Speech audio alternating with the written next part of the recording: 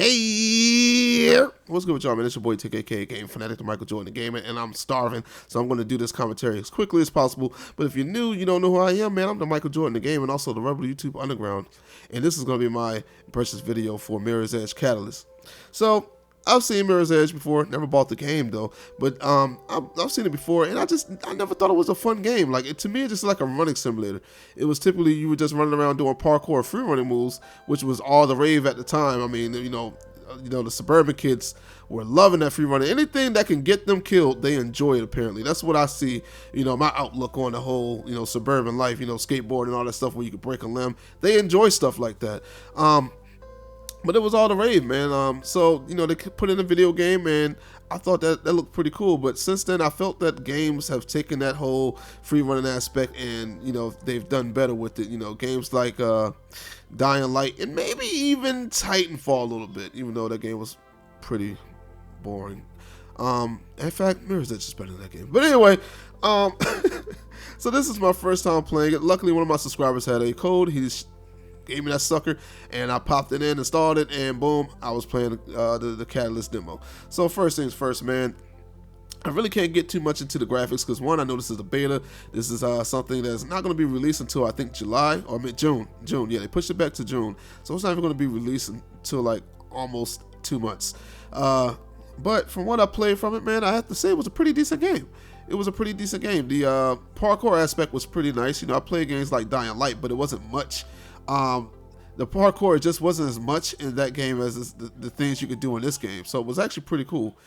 Swinging on poles and things like that was pretty fun. Also, what else? The combat. The combat was something that I really enjoyed about the game.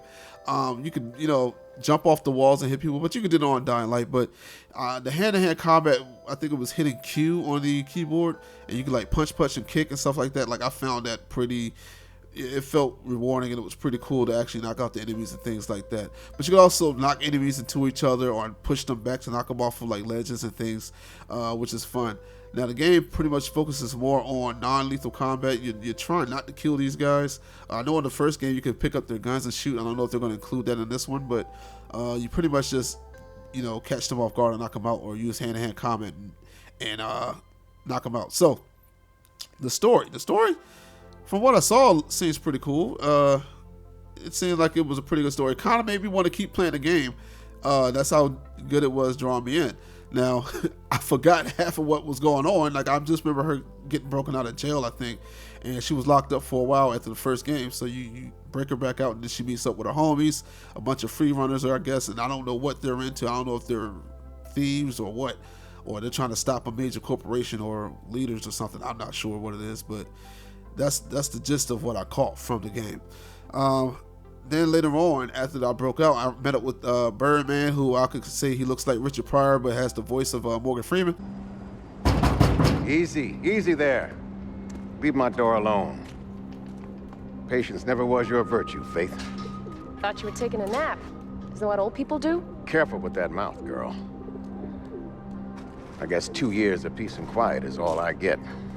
Yeah, I missed you too. And I'm not even sure if that's really Morgan Freeman, but that's what he sounded like to me, but he looked like Richard Pryor.